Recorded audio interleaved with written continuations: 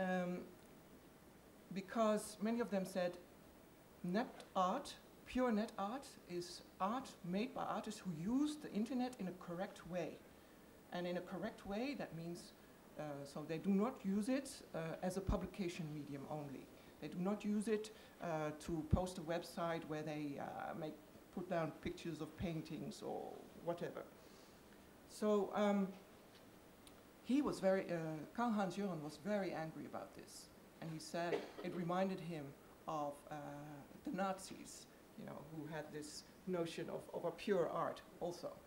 And this made me realize that I had myself, even after I had been talking to, I was actually quite influenced by meeting Robert Adrian, Gerfried Stocker, Ponton Media Lab, Dirk de Kerkhoven even in the early 90s.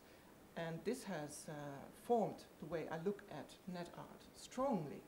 But because of the net.art movement, I had drifted away a little bit from that because they were so strongly against commercial use of the web. And but after especially Joran's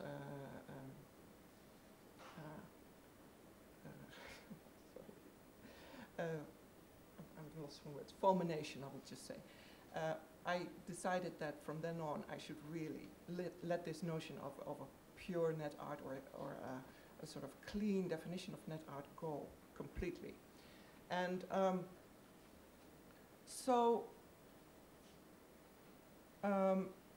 the problem is, of course, that people will ask they will ask you for a definition.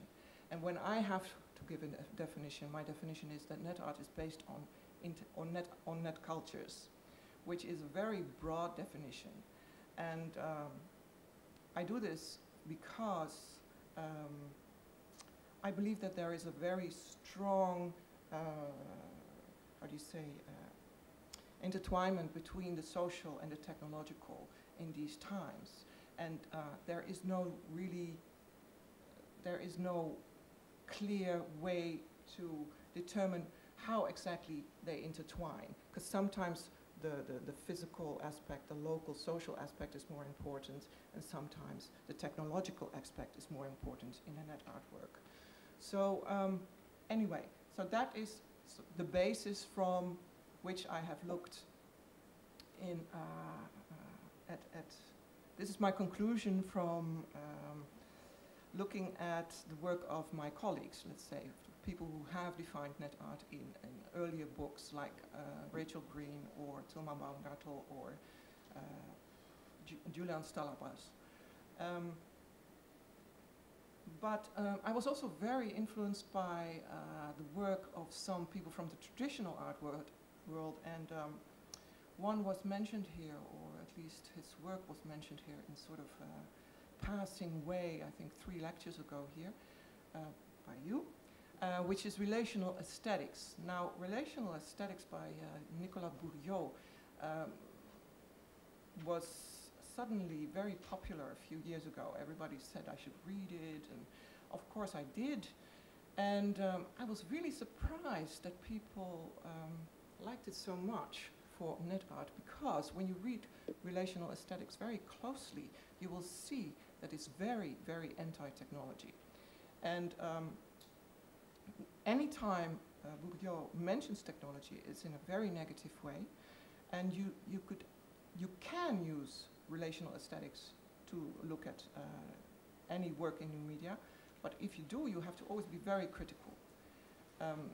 Actually, I see relational aesthetics as a sort of, the network is there because it is denied. It is actively shut out, the technological network.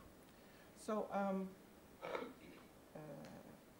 one reason that I got even more strongly against the work of Bourdieu was that a few years ago, 2 minutes, oh sorry, I have to cut this really short.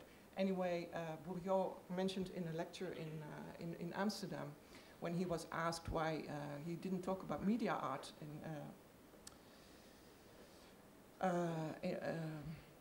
at a lecture about interactivity. He said that he didn't talk about media art because there was no good media art.